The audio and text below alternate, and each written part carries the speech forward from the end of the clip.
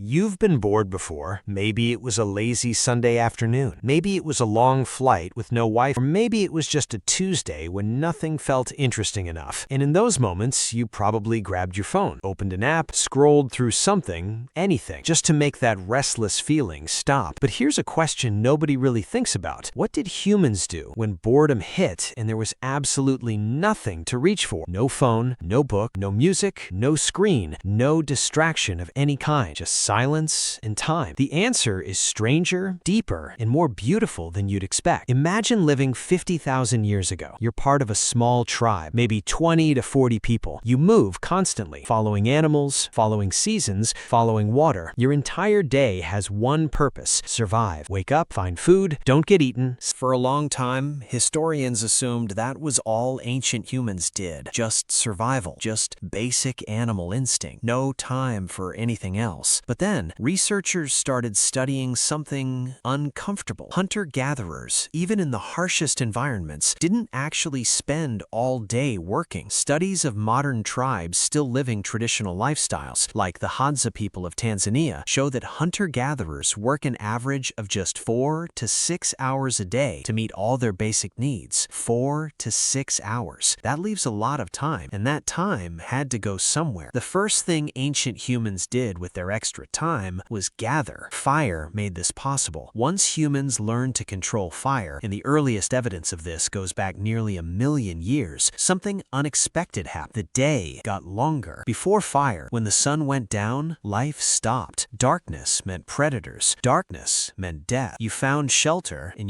But fire created a circle of safety, a warm, glowing bubble of light in the middle of an enormous, dark world. And inside that circle, for the first time in human history, people had nothing they needed to do. Anthropologist Polly Weissner spent years studying the Jew-Hansi people of the Kalahari Desert. She recorded their conversations carefully during the day and at night. What she found was fascinating. During the day, 80% of conversations were practical. Who hunts where? Which plants are ready? Arguments about resources. Pure logistics. But at night, around the fire, everything changed. Over 80% of nighttime conversations were stories, not plans, not arguments, stories. Tales of faraway places, adventures that happened years ago, myths about how the world began, jokes that made the whole tribe laugh until their sides hurt. The campfire wasn't just a source of warmth, it was the world's first cinema, the world's first stage, the world's first place where humans came together simply to feel something. And boredom, that restless, empty feeling, may have been the very thing that pushed. But stories weren't the only answer to boredom. In 2008, archaeologists working in Blombos Cave on the southern coast of South Africa made a discovery that stopped everyone in their tracks. They found small pieces of ochre, a reddish-brown mineral, carefully engraved with geometric patterns, cross-hatched lines, deliberate, repeated shapes. These weren't tools. They didn't help anyone hunt. They didn't store food or build shelter. They were just patterns, made carefully, made with intention. They were 75,000 years old, and they weren't alone. In caves across Europe, Indonesia, and Africa, ancient humans left behind paintings of animals, handprints, spirals, and symbols that we still don't fully understand. The oldest known cave paintings in the world, found in Sulawesi, Indonesia, are over 45,000 years old. A pig painted in red ochre in near darkness deep inside a cave where almost no one would ever see it. Think about that. Someone climbed deep into a cave with only a small flame for light and painted an animal on the wall, not because they had to, not because survival demanded it, because something inside them needed to create. Boredom, researchers now believe, may have been one of the most important forces in human evolution. Psychologists today describe boredom not as emptiness, but as a signal, a push from your own mind saying, find something meaningful, make something, explore. And ancient humans listened to that signal in ways that changed our entire species. The cave paintings weren't decorations. They were the beginning of human imagination being set free. Here's something that might surprise you. The oldest known musical instrument ever found is a flute, carved from a vulture bone, found in a cave in Germany. It is approximately 40,000 years old. Someone sat down thousands of years before the invention invention of writing, before cities, before any civilization we recognize, and spent hours carefully carving holes into a bone so that air blown through it would make a beautiful sound. Not food, not a weapon, not shelter, music. And it wasn't just music. Ancient humans danced. We know this not from direct evidence, you can't fossilize a dance, but from what they left behind. Footprint patterns found preserved in ancient clay in Australia suggest groups of people moving together in rhythmic, repeated ways around 20,000 years ago. Rhythmic movement, together, around fire, dancing. And play wasn't just for children either. Evidence suggests ancient adults engaged in games, competitions, and physical play regularly. Throwing contests, wrestling, running races. Sound familiar? The Olympics didn't invent competition. Ancient humans were doing versions of it long before Greece existed.